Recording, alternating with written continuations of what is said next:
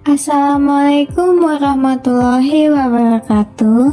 Halo semuanya, perkenalkan namaku Grandi Sumaira Mu'anas dari Program Studi Pendidikan Ekonomi dengan NIM K7621051 Universitas 11 Maret, Surakarta.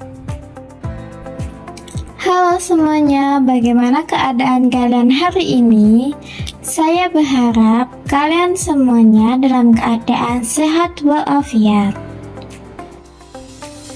Nah, sebelum saya menjelaskan materi pada hari ini, kalian pasti sudah belajar tentang kegiatan ekonomi kan? Lalu materi selanjutnya akan mempelajari tentang pasar dan terbentuknya harga pasar. Kalian semua pasti pernah berbelanja bukan? Baik itu di pasar tradisional, swalayan maupun pasar daring atau marketplace. Materi hari ini saya akan menjelaskan mengenai penawaran. Jadi, apa sih penawaran itu? Penawaran merupakan jumlah total barang atau jasa yang tersedia untuk konsumen pada tingkat harga tertentu dalam waktu satu periode. Selanjutnya, hukum penawaran.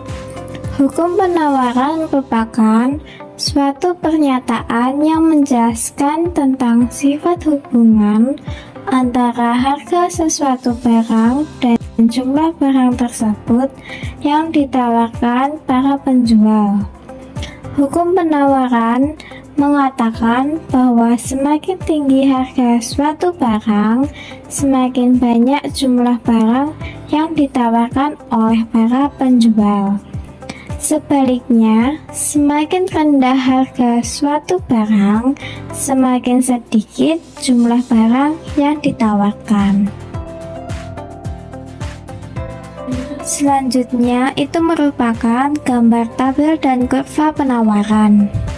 Pada tabel penawaran itu dibaca jika suatu harga barang tersebut 10.000, maka jumlah barang yang ditawarkan oleh penjual itu 10.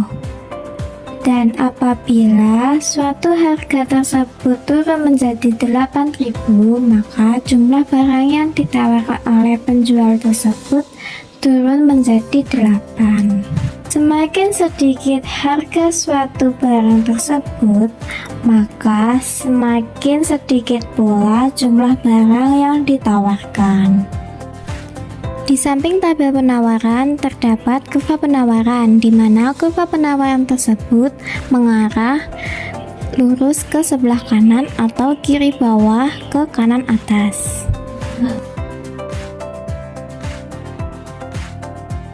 Berikutnya, faktor-faktor yang mempengaruhi penawaran. Yang pertama, ada harga barang itu sendiri.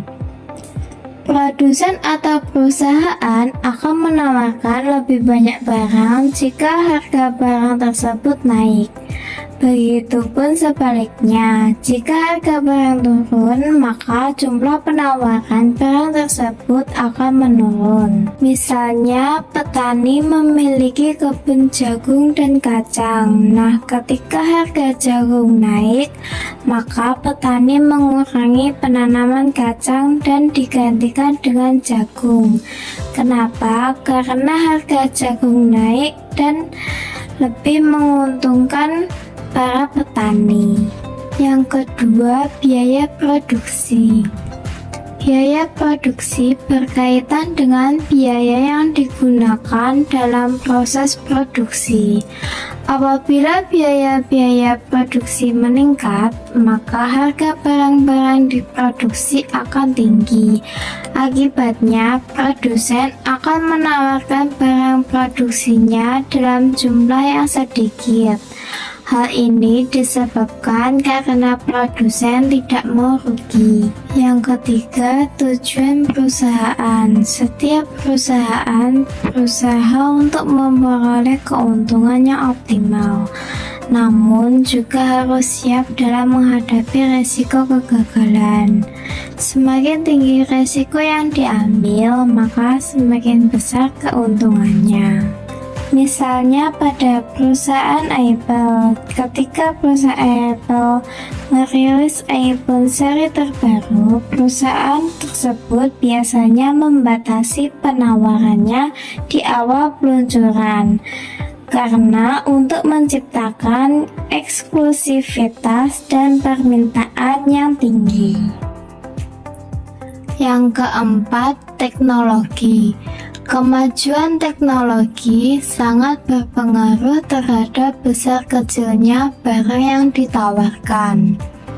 Adanya teknologi yang lebih modern akan memudahkan produsen dalam menghasilkan barang dan jasa. Misalnya, untuk menghasilkan 1 kilogram gula pasir, biaya yang dikeluarkan oleh pabrik tebu sebesar 4.000 dan untuk harga jual sebesar 7.500.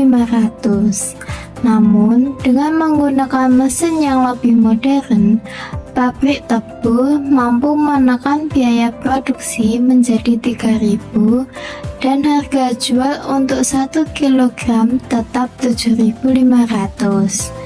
Dengan demikian, pabrik gula dapat memproduksi gula pasir lebih banyak dan menurunkan biaya produksinya. Yang kelima, perkiraan harga masa depan. Harga barang bisa dipengaruhi oleh pendapatan masyarakat dan biaya produksi. Apabila masyarakat mendapat penghasilan lebih dan biaya produksi menurun, maka harga dan jumlah penawaran akan meningkat.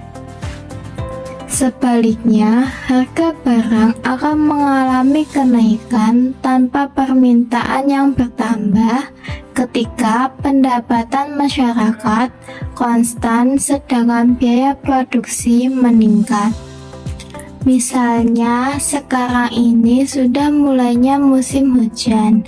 Nah, akan diprediksi terjadinya kenaikan permintaan terhadap jas hujan, sehingga mempengaruhi harga penawaran jas hujan tersebut. Yang terakhir, pajak dan subsidi.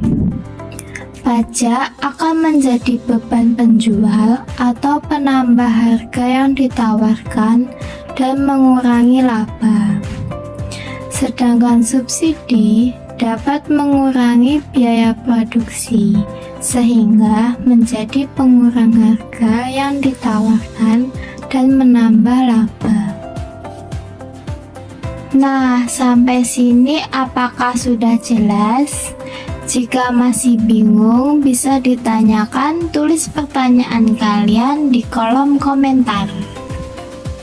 Jadi, kesimpulan pada materi hari ini yaitu, pada dasarnya penawaran adalah teori yang membahas hubungan antara jumlah barang yang ditawarkan dan tingkat harga itu sendiri. Karena penawaran merupakan sudut pandang dari penjual.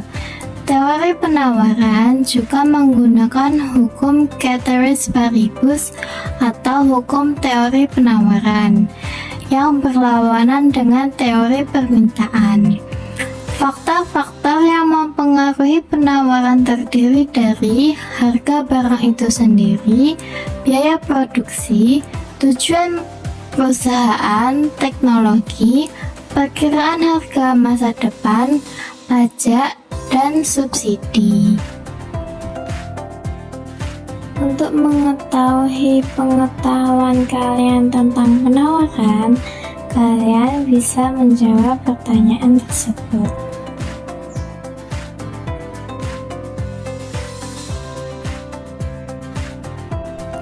Sekian pembelajaran pada hari ini. Semoga materi yang saya jelaskan mengenai penawaran dapat bermanfaat bagi kalian semua.